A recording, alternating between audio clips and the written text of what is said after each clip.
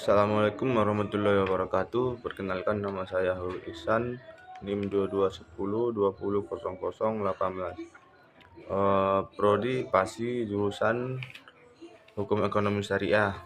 Di sini saya akan mencoba membahas dan menjelaskan tentang Mahkamah Syariah. Jadi Mahkamah Syariah itu ialah lembaga pengadilan agama yang di bawah Mahkamah Agung yang memiliki kewenangan dalam menegakkan hukum dan keadilan berdasarkan syariah Islam. Mahkamah Syariah pada hakikatnya adalah pengembangan dari pengadilan agama dengan perubahan kewenangan dan meliputi perkara jinayat. Sejarah berdirinya Mahkamah Syariah. Mahkamah Syariah pertama kali didirikan pada tanggal 1 Agustus 1946 di beberapa daerah, termasuk di daerah Aceh, Tapanuli, dan sebagainya. Semua mahkamah syariah ini terkait dengan diakui sah oleh pemerintah pada pusat pemantang siantar pembentukan mahkamah syariah. Ini merupakan hasil revolusi kemerdekaan di masa masyarakat yang mayoritas. Mahkamah syariah ini ada juga beberapa di daerah, termasuk di Lampung, Jambi, Palembang. Mahkamah Syariah lembaga peradilan yang merupakan hukum Islam dalam proses penyelesaian perkara, dan juga ada fungsi-fungsinya, yaitu mengadili perkara. Mahkamah Syariah ini berwenang memeriksa, memutuskan, dan menyelesaikan berbagai perkara yang diajukan seperti perkara keluarga, pernikahan, perceraian, waris, ekonomi syariah, dan tindak pidana yang berkaitan dengan hukum Islam. Menegakkan keadilan. Tujuan utama Mahkamah Syariah adalah menegakkan keadilan berdasarkan hukum Islam dan memberikan keputusan yang adil bagi para pihak yang bersengketa. Wilayah hukum Mahkamah Syariah terkhususnya di Aceh. Di Indonesia, Mahkamah Syariah ini memiliki wilayah hukum yang khusus, yaitu di Aceh. Hal ini dikarenakan adalah oleh memiliki kekuasaan dalam penegakan hukum Islam berdasarkan Undang-Undang Nomor 11 Tahun 2006 tentang Pemerintahan Aceh. Perkara yang ditangani Mahkamah Syariah di Aceh menangani beberapa perkara berkaitan dengan hukum Islam, baik perkara perdata maupun pidana. Dari perbedaan Mahkamah Syariah dengan pengadilan agama, meskipun keduanya merupakan lembaga pengadilan agama, terdapat beberapa perbedaan antara Mahkamah Syariah dan pengadilan agama.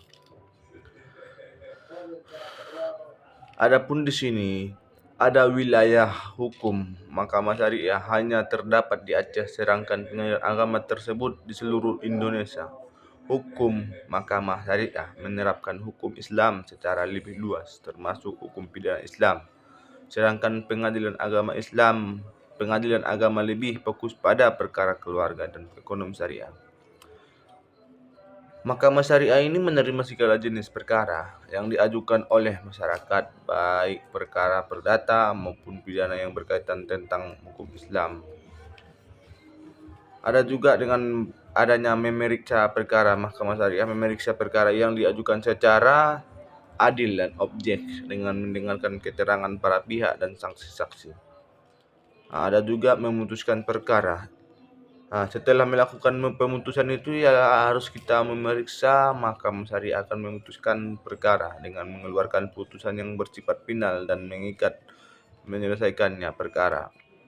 Mahkamah Syariah merupakan berusahanya menyelesaikan setiap perkara yang diajukan dengan cara yang cepat, sederhana, dan biaya yang terjangkau. Adapun tujuan pendirian Mahkamah Syariah, yaitu menegakkan hukum Islam. Mahkamah Syariah ini didirikan dengan tujuan untuk menegakkan hukum Islam dalam kehidupan masyarakat, memberikan keadilan.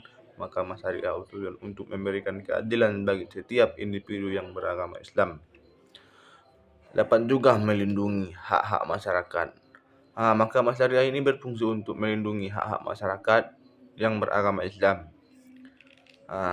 Jadi di sini saya menjelaskan tentang sedikit-sedikit saja, Mahkamah Syariah merupakan lembaga peradilan yang penting dalam sistem peradilan Indonesia, khususnya di Aceh. Keberadaan Mahkamah Syariah memberikan kesempatan bagi masyarakat Aceh untuk menyelesaikan perkara hukumnya berdasarkan hukum Islam. Di sini saya akan memberikan contoh-contoh dari Mahkamah Syariah, yaitu struktur organisasi Mahkamah Syariah. Berikutnya persyaratan menjadi hakim di Mahkamah Syariah, proses pengajuan perkara di Mahkamah Syariah, perbandingan putusan Mahkamah Syariah dengan pengadilan umum. Selanjutnya kewenangan dan kompetensi Mahkamah Syariah. Kewenangan relatif atau kompetensi relatif Mahkamah Syariah melalui Undang-Undang tentang Peradilan Agama tidak pernah berubah dan bertambah baik ketika Pengadilan Agama berpedoman pada Undang-Undang Nomor 7 Tahun 1989 atau ketika terjadi perubahan atas undang-undang tersebut dengan lahirnya Undang-Undang Nomor 3 Tahun 2006 serta Undang-Undang Nomor 50 Tahun 2009. Tentang perubahan kedua Undang-Undang Nomor 7 Tahun 1989, kompetensi relatif Mahkamah Syariah ini sama dengan pengadilan agama lainnya di seluruh Indonesia, yaitu kewenangan untuk memeriksa dan mengadili serta menyelesaikan suatu perkara yang diajukan kepadanya yang didasarkan kepada wilayah hukum pengadilan agama syariah di mana tergugat bertempat tinggal. Kewenangan relatif ini mengatur pembagian kekuasaan antar pengadilan agama dan Mahkamah Syariah yang sama, yaitu contohnya Mahkamah Syariah Banda Aceh dengan Mahkamah Regional atau Aceh Besar.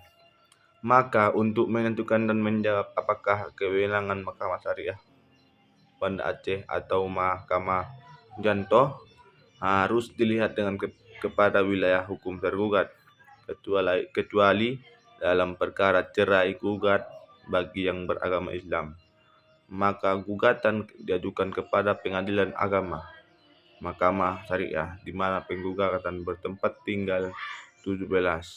Hal ini adalah hukum acara khusus yang diatur dalam pasal 39 Undang-Undang Nomor 7 Tahun 1989.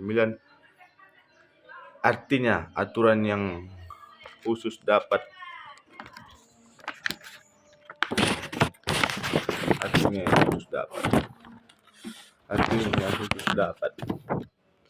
mengalahkan aturan yang umum dengan istilah dalam bahasa Belanda tersebut. Yang kedua, kompetisi absolut Mahkamah Syariah. Kewenangan mutlak atau kompetisi absolut Mahkamah Syariah adalah wewenang peradilan dalam memeriksa suatu perkara tertentu yang mutlak tidak bisa diperiksa oleh badan peradilan yang lain bila terpedoman pada Undang-Undang Nomor 7 Tahun 1989 tentang Peradilan Agama. Maka Peradilan Agama Mahkamah Syariah berwenang memeriksa, mengadili, dan memutuskan perkara-perkara tingkat pertama bagi orang-orang yang beragama Islam di bidang perkawinan, kewarisan, wasiat, dan hibah yang dilakukan berdasarkan hukum Islam serta wakaf dan sedekah.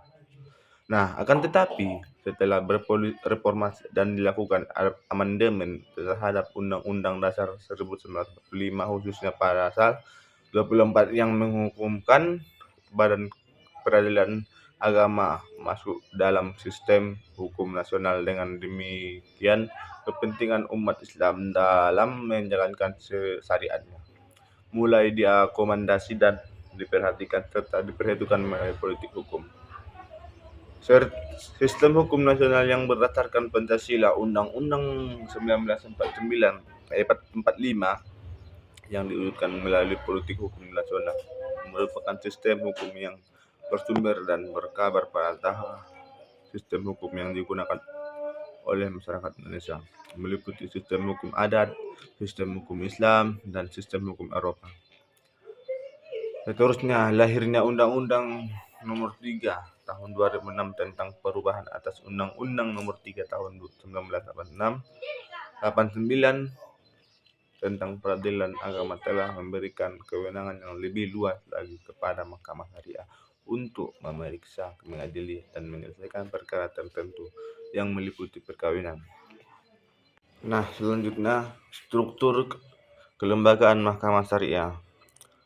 Ketua Mahkamah Syariah berfungsi menyelenggarakan administrasi keuangan, perkara dan mengawasi keuangan nilai pembangunan, melakukan pengawasan secara rutin terhadap pelaksanaan tugas dan memberikan petunjuk serta membimbing yang diperlakukan baik bagi para hakim maupun seluruh karyawan sebagai kawal depan Mahkamah Agung dan melakukan pengawasan memberikan izin berdasarkan ketentuan undang-undang untuk membawa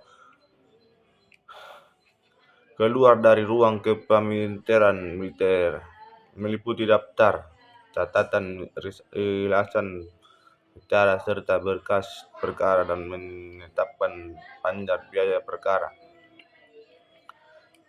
dalam hal penggugat ataupun tergugat. Nah, jadi di sini saya